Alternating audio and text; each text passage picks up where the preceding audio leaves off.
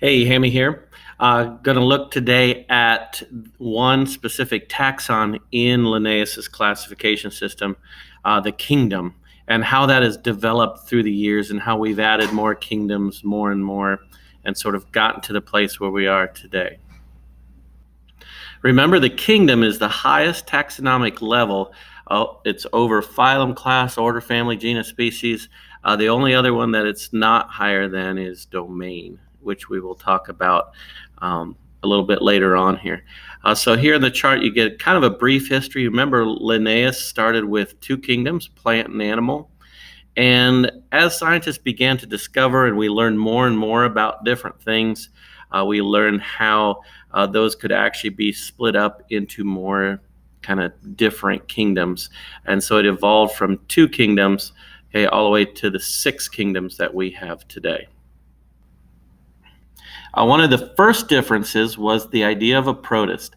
Okay, at first, as scientists got better and better microscopes in the late 1700s, early 1800s, and we discovered single-celled organisms, we first tried to classify them as plant or animal, okay, whether they were green and did photosynthesis.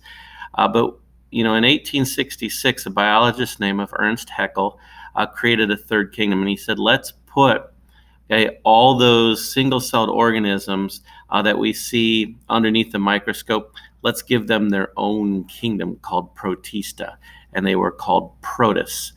This included things like amoebas, paramecium, Vorticella. Here's kind of a colonial one called the Volvox. Here's Gerardia lamblia, which we talked about. Leeuwenhoek looked at under the microscope when he looked at his own poo when he had diarrhea. And so all these little single-celled creatures in the mid-18th century, they classified as Protista. So this now made 3 kingdoms. Okay, at first, Kingdom Protista included all single-celled organisms. Okay, that included bacteria and what we would now classify today as the protists, the amoebas and stuff. But in the 1920s, Edouard Chaton realized that these were very, very different single-celled creatures. The bacteria, I remember from earlier this year in biology, were prokaryotes, which means what? No nucleus. So like this one over here, where you have the DNA just kind of all jumbled up here in the middle, but no nuclear membrane around it. Whereas something like a euglena over here, euglena had right here, had a nucleus, had all the DNA in a nucleus. We call those eukaryotes. And he said, well, maybe we should split Protista into prokaryotes and eukaryotes, because those are very, very different types of cells and deserve their own sort of classification taxon. Okay, so that kind of led in 1956 to a biologist named Herbert Copeland to propose splitting those prokaryotes and eukaryotes into 2 separate kingdoms. So remember, Linnaeus had minerals, which was non-living, and then he had plants and animals.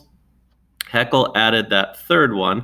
So we have animal, plant, and now protist. Chaton said, now wait a minute, these protists, there's prokaryotes and eukaryotes. So what Copeland said is, let's keep the eukaryotes as the protists, and let's call the prokaryotes Monera. Monera. So this gave us 1, 2, 3, 4 kingdoms.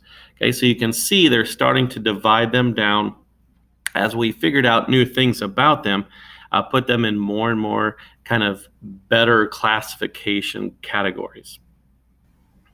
In 1969, an ecologist, Robert Whittaker, proposed a 5th kingdom. He said, now wait a minute, there's some things here that are in the plant kingdom that aren't really plants. They kind of look like plants because they're rooted in the ground and they grow up out of the ground. But he said they don't do photosynthesis.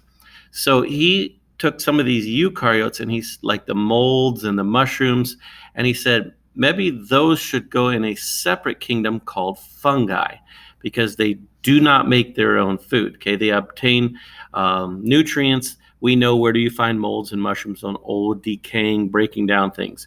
Okay, they break down dead organisms. They're decomposers. Okay, or sometimes their mode of nutrition, they're saprophytes. Okay, they release this digestive enzyme into the log that they're on, or the old piece of bread that they're on.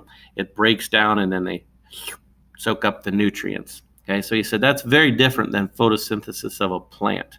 And so he kind of said, well, let's have a separate kingdom for fungi. So that added kingdom number 5. And when I was in high school in the 90s, those are the 5 kingdoms we had: Plantae, Animalia, fungi, Protista, and all the bacteria were Monera. So those were the 5 kingdoms I learned back in the 80s and the 90s. Kind of the last split that happened in the last sort of 20 years here happened with bacteria. Okay? In the 70s, 80s, as we began to learn more about DNA and RNA, they began sequencing the ribosomal RNA. Remember, rRNA is the RNA that makes up ribosomes. In 1977, Carl Weiss divided these 2 groups based on their RNA differences. Okay, he called the one kingdom kingdom Eubacteria.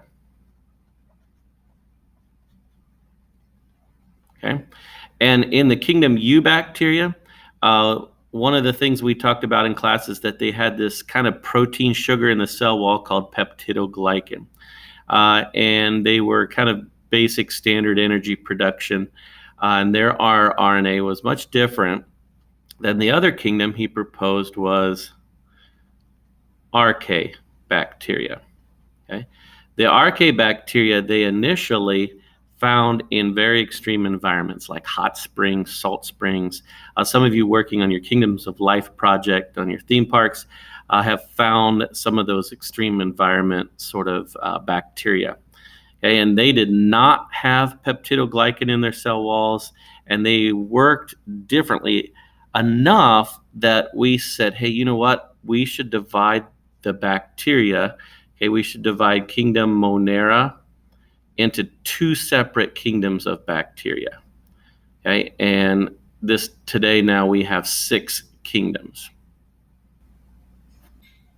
Okay, on this table now you can kind of see how that has progressed through the years here to go from the 2 initial kingdoms of Linnaeus to 3, and then we we got prokaryotes and eukaryotes, to 4 kingdoms, to 5 kingdoms. Okay, this is what I learned back when I was in elementary school and high school, until we actually added domains.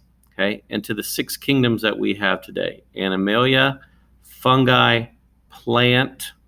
Okay, Protista would be 4. Okay, Eubacteria would be 5, and then we have Archaebacteria. Archaebacteria, which would be 6.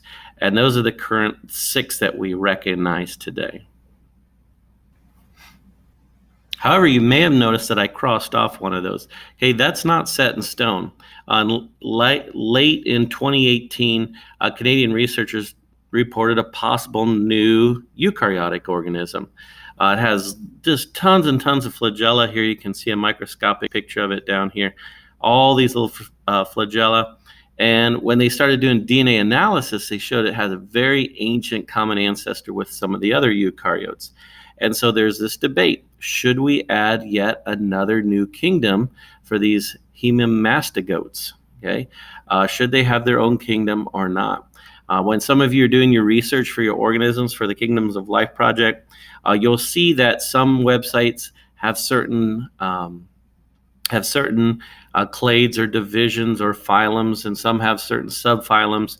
Okay, scientists still kind of debate and argue and research where all things should be placed in and what groups they should be placed in. Okay, so it's not this just static thing. It's kind of moving and evolving.